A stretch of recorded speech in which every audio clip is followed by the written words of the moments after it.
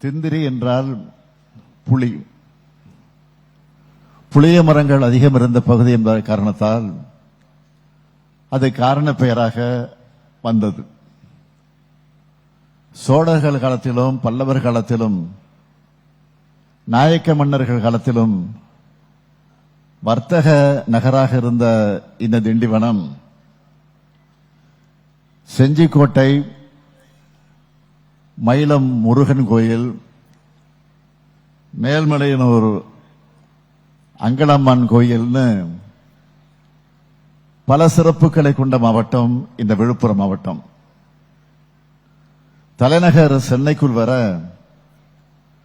வாசலா இருக்கக்கூடிய காரணமான திண்டிவனத்தில் இந்த மாபெரும் விழாவிலே கலந்து கொள்வதில் நான் பெரும் மகிழ்ச்சி அடைகிறேன், பெருமைப்படுகிறேன். கடந்த சட்டமன்ற தேர்தலின் போது தொலைநோக்கு பார்வையோட தேர்தல் அறிக்கையில் வழங்கிய வாக்குறுதிகளில் பெரும்பாலானவற்றை நிறைவேற்றியும் தேர்தல் வாக்குறுதியில் சொல்லப்படாத பல திட்டங்களை முத்திரை திட்டங்களாக செஞ்சு கொடுத்தும் தமிழ்நாட்டு மக்களுடைய கனவுகளை நிறைவேற்றிக்கிட்டு இருக்கோம். திராவிட முன்னேற்ற கழகத்தை பொறுத்த வரைக்கும் சட்டங்களையும் பெரிய பெரிய திட்டங்களையும் நிறைவேற்றுறது மட்டுமல்ல, தமிழ்நாட்டு மக்கள் ஒவ்வொருத்தருடைய தேவைகளையும் நிறைவேற்றணும். அதுக்காகத்தான் 2021 சட்டமன்ற தேர்தலுக்கு முன்னாடி தமிழ்நாட்டில் இருக்கக்கூடிய 234 தொகுதிகளுக்கும் நான் வந்து உங்களுடைய குறைகளை கேட்டு கோரிக்கைகளை மனுக்களாக வாங்கியிருக்கிறேன். இந்த பயணத்தில் கோரிக்கை மனுக்களை மட்டும் வாங்கல, தமிழ்நாட்டு மக்களுடைய நம்பிக்கையும் பெற்று திராவிட மாடல் அரசை அமைச்சோம். அந்த மனுக்களை எல்லாம் 100 நாட்களுக்குள்ள தீர்த்து வைக்கணும்னு முதலமைச்சரா பொறுப்பேற்ற முதல் நாளிலேயே உங்கள் தொகுதியில் முதலமைச்சர் என்ற ஒரு புது துறையை உருவாக்கின. இந்த துறை மூலமா மக்கள்கிட்ட இருந்து வாங்கின 4,57,645 மனுக்களுக்கு 100 நாட்கள்ல தீர்வு கண்டோம். அந்த 100வது நாள்ல, அதாவது 2021 ஆகஸ்ட் 14ஆம் நாள் தலைமைச் செயலகத்தில் சிறப்பு விழா நடத்தி 32,283 பேருக்கு பட்டாவும் 30,455 பேருக்கு சமூக பாதுகாப்பு திட்ட ஓய்வூதியமும் வழங்கின. அது மட்டும் இல்ல, 19,664 வளர்ச்சி திட்ட பணிகளுக்கான ஒப்புதல் ஆணையும், 9,444 வீடுகள் கட்டுவதற்கான நிதி உதவியையும், 554 கோடியே 27 லட்சம் ரூபாய் செலவிலான உட்கட்டமைப்பு வசதிகளை ஏற்படுத்துவதற்கான ஆணைகளையும் வழங்கின. மக்களுடைய குறைகளை உன்னிப்பா கவனிச்சு விரைவா நம்ம திராவிட மாடல் அரசு நிறைவேற்றி வருது. இது மக்கள்கிட்ட நம்பிக்கையும் எதிர்பார்ப்பையும் அதிகமாக்கிடுச்சு. அதனால அந்த திட்டத்தை விரிவாக்கி தொடர வேண்டும் என்று முடிவு செஞ்சு 2021 நவம்பர்ல முதலமைச்சரின் தனி பிரிவு, முதலமைச்சரின் உதவி மையம் மற்றும் உங்கள் தொகுதியில் முதலமைச்சர் ஆகிய 3 துறைகளை ஒருங்கிணைச்சு முதல்வரின் முகவரின்னு ஒரு புதிய துறையை உருவாக்கணும். நான் பெருமையோடு சொல்றேன், இந்த துறை மூலமா 2021 மே மாதத்திலிருந்து இப்ப வரைக்கும் 1,49,00,000 மனுக்களுக்கு தீர்வு கண்டிருக்கிறோம். என்னை பொறுத்த வரையில அரசு என்பது 24 மணி நேரமும் மக்களுக்காக செயல்படணும். மக்களுக்கு தேவையற்ற அலைச்சல் இருக்கக்கூடாது. நிர்வாகம் எளிமையாகவும் விரைவாகவும் வெளிப்படைத்தன்மையாகவும் செயல்படணும். இத மனசுல வச்சுதான் பொதுமக்களான உங்களுக்கு எந்தெந்த சேவைகள் எல்லாம் அதிகமா தேவையோ அதையெல்லாம் உங்களுடைய வசதி நீங்க வசிக்கக்கூடிய அந்த இடங்களுக்கு பக்கத்திலேயே வழங்கணும்னு முடிவு செஞ்சு 2023 நவம்பர் முதல் 2025 மார்ச் வரை 3 கட்டங்களாக மக்களோட முதலெண்ண திட்டத்தை செயல்படுத்தணும். இப்படி தமிழ்நாடு முழுக்க 4835 முகாம்களை நடத்தி 23,50,000 மனுக்களுக்கு தீர்வு ஏற்படுத்தி கொடுத்திருக்கிறோம். இந்த திட்டமும் பொதுமக்களிடத்தில் பெரும் வரவேற்பை பெற்றது. அதனால என்ன செஞ்சோம்னா உங்களுடன் ஸ்டாலின் என்ற புதிய திட்டத்தை தொடங்கி 10,000 முகாம்களை நடத்த உத்தரவிட்டோம். இந்த திட்டத்தை தொடங்கியவுடன் இதனை செயல்பட விடக்கூடாது என்று சில பேர் உச்சநீதிமன்றம் வரை போனாங்க. இந்த மாவட்டத்தை சார்ந்த அவங்களுக்கு உச்சநீதிமன்றமே ஃபைன் போட்டு அனுப்புனாங்க. யாரு சொல்ல வேண்டியதில்லை, உங்களுக்கே தெரியும். அதையெல்லாம் கடந்துதான் இந்த திட்டம் வெற்றி பெற்றிருக்கு. இங்க நீங்க தொலைக்காட்சியில் பார்த்திருப்பீங்க, பேசின பயனாளிகள் அதற்கே சாட்சி. நம்மை பொறுத்த வரைக்கும் இந்த முகாம்களை எங்கெல்லாம் நடத்துகிறோமோ அங்கெல்லாம் முழுமையா நிறைவேற வேண்டும் என்று அரசு அதிகாரிகளுக்கு நான் உத்தரவிட்டேன். அதனால் தன்னார்வலர்கள் ஒவ்வொரு வீட்டுக்கும் நேரடியா போய் இந்த முகாம் என்னைக்கு நடைபெறுது, எங்கே நடைபெற போகுது, அங்கே என்னென்ன சேவைகளை வழங்க போறோம் என்பதை பற்றியெல்லாம் விரிவாக எடுத்து சொல்லி அதில் பயனடைவதற்கான தகுதிகள், அதற்காக தேவைப்படக்கூடிய ஆவணங்கள் குறித்த விழிப்புணர்வை ஏற்படுத்தி அதற்கான ஒரு கையேடு விண்ணப்பத்தையும் வழங்கினாங்க. இந்த உங்களுடன் ஸ்டாலின் முகாம்கள ஊரக பகுதிகளில் 15 துறைகளை சார்ந்த 45 சேவைகளையும், நகர்ப்புற பகுதிகளில் 13 துறைகளை சார்ந்த 43 சேவைகளையும் வழங்கணும். மக்களும் நம்பிக்கையோடு வந்து தன்னுடைய கோரிக்கை மனுக்களை எல்லாம் கொடுத்தாங்க. இப்படி பெறப்பட்ட 38,50,000 மனுக்கள்ல இதுவரைக்கும் 38,44,000 மனுக்களுக்கு இறுதி செஞ்சிருக்கிறோம். இந்த முகாம்களை பெரும்பாலான மக்கள் என்ன கோரிக்கைகள் வச்சிருந்தாங்கன்னா, சமூக பாதுகாப்பு திட்ட ஓய்வூதியம், பட்டா மாறுதல், முதலமைச்சருடைய விரிவான மருத்துவ காப்பீடு, வருவாய்த்துறை மூலம் வழங்கப்படக்கூடிய பல்வேறு சான்றுகள், குடும்ப அட்டை ரேஷன் அட்டையில் திருத்தம், சொத்து வரி பெயர் மாற்றம், மின் இணைப்பு பெயர் மாற்றம், இது போன்ற கோரிக்கைகள் தான் அதிகமாக வந்துச்சு. இதெல்லாம் சின்ன சின்ன கோரிக்கைகள் தான். ஆனா இதை நிறைவேற்றுறதுல பல நடைமுறைகள் சிக்கல்கள் இருந்திருக்கும். அதையெல்லாம் களையணும். அரசு என்பது மக்களுக்கானது. அரசு சேவைகள் மக்களுக்கு தடையில்லாம விரைவா கிடைக்கணும்னு உத்தரவிட்டு இந்த மனுக்களை எல்லாம் 30 40 நாட்களுக்குள்ள தீர்வு காணப்பட்டுச்சு. இதுல முக்கியமானது என்னன்னா, நம்ம திராவிட மாடல் அரசினுடைய வரலாற்றில் பெருமையோடு நிலைநிறுத்தக்கூடிய அளவுக்கு ஏராளமான திட்டங்களை முதன்மையானது என்னன்னு கேட்டீங்கன்னா, கலைஞர் மகளிர் உரிமை திட்டம்.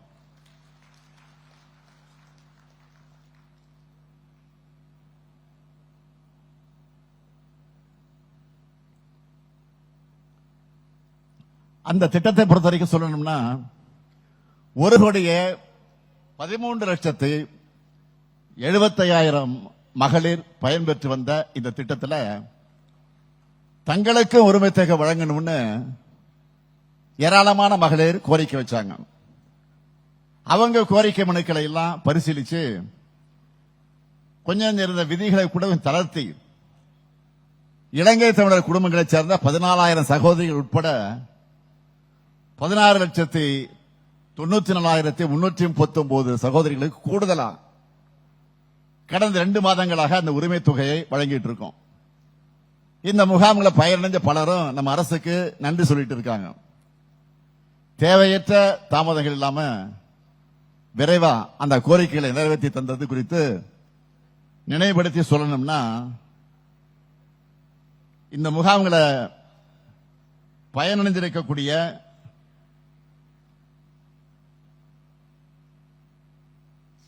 சிலர் பேசிய அந்த குறிப்புகளை, தொலைக்காட்சியில் பார்த்த அந்த செய்திகளை நான் இங்கே நினைவுபடுத்த விரும்புகிறேன். திண்டுக்கல் மாவட்டம் கூத்தம்புண்டியை சார்ந்த ஜெயமணி என்கிற பெண்மணி கூலி தொழிலை நம்பி வாழ்வு நடத்துற எளிய குடும்பத்தை சார்ந்தவர். தங்களுக்கு வீட்டுமனை பட்டா வழங்கணும்னு உங்களுடன் ஸ்டாலின் முகாம்களை அவர் கேட்டிருந்தார். திருமணமாகி 33 ஆண்டுகளா எங்களுக்கு கனவா இருந்த பட்டா இந்த திட்டத்தால கிடைச்சிருக்கு. அதுல நானும் என் கணவரும் எங்களுக்குன்னு ஒரு வீடு கட்டி கொள்ள போறோம், நன்றி பெருக்கோடு சொன்னாங்க. அதே போல மணிகண்டன் என்கிற ஒருத்தர் பட்டாள பெயர் மாற்றம் செய்ய நிறைய அலைஞ்சிருக்கிறார். ஆனா அவங்க ஊர்ல நடந்த உங்களுடன் ஸ்டாலின் முகாமுக்கு சென்று விண்ணப்பிச்ச அரை மணி நேரத்திலேயே அவர் கேட்டபடி பட்டாள மாற்றம் செய்யப்பட்டு கொடுக்கப்பட்டதா மகிழ்ச்சியா தெரிவிக்கிறார். அதே போல ஈரோட்டை சேர்ந்த கருப்பையா என்கிற மாற்றுத்திறனாளி தனக்கு 4 சக்கர பைக் வேணும்னு உங்களுடன் ஸ்டாலின் முகாமுக்கு வந்து மனு கொடுத்திருந்தார். அவருக்கு அரசு நலத்திட்ட விழாவில் நானே அந்த வாகனத்தை வழங்கினேன். சென்னை காரம்பாக்கத்தை சார்ந்த ராஜேஸ்வரி என்பவர் 30 ஆண்டுகளா அவங்க வசிச்சுட்டு வரக்கூடிய வீட்டுக்கு பட்டா இல்லை என்றும் அந்த கனவை உங்களுடன் ஸ்டாலின் திட்டம் தான் நிறைவேற்றி தரணும் சொல்லி அதுவும் நிறைவேற்றப்பட்டு அதை நிகழ்ச்சியோடு சொல்லுகிற அந்த வீடியோவையும் நான் பார்த்தேன். அதே போல தம்பி துணை முதலமைச்சர் உதயநிதி ஸ்டாலின் கையால அவர் தன்னுடைய வீட்டு பட்டாவை வாங்கி இருக்கிறார். தன்னுடைய தாயால வாங்க முடியாத பட்டா இப்போ தன்னுடைய காலத்தில் கிடைச்சிருக்கு, நன்றி பெருக்கோடு அவர் பேசியிருக்கிறார். இப்படி தமிழ்நாட்டில் வாழக்கூடிய ஒவ்வொருத்தருடைய குரலையும் கேட்டு உங்களுடைய தேவைகளை இன்றைக்கு நாம் நிறைவேற்றிக் கொண்டிருக்கிறோம். அந்த அடிப்படையில் தான் இந்த நிகழ்ச்சியில புதுசா 1,82,967 பேருக்கு பல்வேறு சமூக பாதுகாப்பு திட்டங்கள்ல ஓய்வூதியம் வழங்கப்பட இருக்கு. இத்துடன் 35,45,000 பேருக்கு நம்ம அரசு சமூக பாதுகாப்பு ஓய்வூதியம் வழங்குது. அது மட்டுமல்ல, இது டிஜிட்டல் யுகம். இப்போ அதுவும் ஏஐ கோலச்சக்கூடிய காலம். இப்போ அதுக்கேற்ற மாதிரி அப்டேட் ஆகணும், அரசும் அப்டேட் ஆகணும், மக்களின் அலைச்சல் குறையணும், டைம் சேவ் பண்ணணும். அதுக்காகத்தான் அரசு அலுவலர்களுக்கு போகாமலேயே அரசு சேவைகளையே இருந்த இடத்திலே இருந்து பெறக்கூடிய வகையில் நம்ம அரசு என்ற பெயரால வாட்ஸ்அப் சேவையை போன மாசம் தொடங்கி இருக்கிறோம். இதன்படி பாத்தீங்கன்னா 78,452,52525 என்ற நம்பருக்கு நீங்க வாட்ஸ்அப் மெசேஜ் அனுப்புனா 16 துறைகளுடைய 51 சேவைகள் உங்களுக்கு மொபைல் போன்ல கிடைக்கும். இப்படி இன்னும் முன்னோக்கி ஓடுகிற அரசா திராவிட மாடல் அரசு இருக்கு. இதற்கெல்லாம் அடுத்த கட்டமா ஒவ்வொருத்தருடைய தேவைகளையும் கேட்டு தமிழ்நாட்டுடைய எதிர்காலத்தை வடிவமைக்கக்கூடிய நம்முடைய பணிகளின் அடுத்த கட்ட பாய்ச்சலாய்த்தான் கடந்த மாசம் 9ஆம் தேதி திருவள்ளூர் மாவட்டம் பாடியநல்லூர்ல உங்க கனவை சொல்லுங்க திட்டத்தை தொடங்கி வச்சிருக்கிறேன். இந்த திட்டத்தில் உங்க கனவுகளை உங்க வீட்டுக்கே வந்து கேட்க 50,000 தன்னார்வலர்கள் களத்தில் இருக்காங்க. இதை இன்னும் விரைவுபடுத்தணும். இளைய தலைமுறையோட எண்ணங்களை அறிந்து அவங்களுடைய கனவுகளை சேகரிக்க இந்த நிகழ்ச்சி மூலமா என் கனவு என் எதிர்காலம் என்ற இணையதளத்தை தொடங்கி வைக்கிறதுல நான் மகிழ்ச்சி அடைகிறேன்.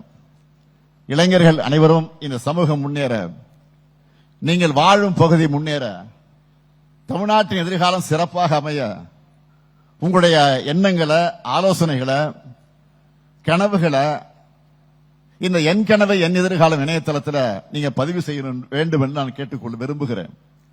இப்படி நாம ஒரு பக்கம் தமிழ்நாட்டின் வளர்ச்சிக்காக திட்டமிட்டு வந்தா, இன்னொரு பக்கம் ஒன்றிய பாஜக அரசும் அதனுடைய கூட்டாளிகளும் தமிழ்நாட்டினுடைய வளர்ச்சியை கெடுக்க அனைத்து செயல்களையும் தொடர்ந்து செஞ்சுக்கிட்டு இருக்கிறாங்க. அதுக்கு சமீபத்திய உதாரணம் தான் ஒன்றிய அரசு வெளியிட்டிருக்கக்கூடிய பட்ஜெட், நிதிநிலை அறிக்கை. இந்த பட்ஜெட்ல, மத்திய அரசினுடைய பட்ஜெட்டை சொல்றேன், இந்த பட்ஜெட்ல தமிழ்நாட்டில் எதுவும் இல்லை. இதுவரைக்கும் ஒப்புக்காவது திருக்குறளாவது சொல்லிட்டு வந்தாங்க. அதுவும் இந்த ஆண்டு அது கூட இல்ல. பேருக்கு கூட தமிழ்நாட்டுக்கு எந்த வளர்ச்சி திட்டமும் இல்ல. நம்முடைய பல்லாண்டு கோரிக்கைகள் எதுவும் இல்ல. பொதுவா தேர்தல் நடக்கிற மாநிலங்களுக்கு அந்த ஆண்டு பட்ஜெட்ல பணம் ஒதுக்குவது பாஜகவோட தந்திரமாக இருக்கும். பீகார், ஆந்திரா, ஒடிசா அந்த மாநிலங்களுக்கெல்லாம் அப்படித்தான் நிதி ஒதுக்கினாங்க. செஞ்சு கொடுத்தாங்கன்னு கேட்டா அதுவும் கிடையாது, இருக்காது. இப்ப தமிழ்நாட்டுக்கு தேர்தல் வரப்போகுது. பாஜக எல்லா மாநிலங்களையும் வழக்கமா பண்ணக்கூடிய அந்த ஸ்டண்ட்டை கூட தமிழ்நாட்டுக்கு பண்ணல. அந்த அளவுக்கு தமிழ் மீதும், தமிழர்கள் மீதும், தமிழ்நாட்டின் மீதும் அவங்களுக்கு அவ்வளவு வெறுப்பு. நல்லா யோசிச்சு பாருங்க. இந்தியாவிலேயே தமிழ்நாடு தான் 2வது பெரிய பொருளாதார நாடாக இன்றைக்கு இருக்கு. நாட்டிலேயே அதிகமா நகர்மயமான மாநிலம் தமிழ்நாடு தான். அதிக தொழிற்சாலைகள் கொண்ட மாநிலமும் தமிழ்நாடு தான் இருக்கு. இந்தியாவுடைய வளர்ச்சிக்காக நாம இந்த அளவுக்கு கடுமையா உழைச்சிட்டு இருக்கிறோம். இப்படிப்பட்ட மாநிலத்தில் புதிய நெடுஞ்சாலைகள், ரயில்வே வழித்தடங்கள், மெட்ரோ ரயில்கள்னு ஏராளமா உட்கட்ட வசதிகள் தேவைப்படுது. ஆனா ஒன்றிய அரசுக்கு வரி வருவாயை வாரி வழங்குற நம்ம மாநிலத்துக்கு மிக மிக மிக சொற்பமான பங்கை தான் திருப்பி தராங்க.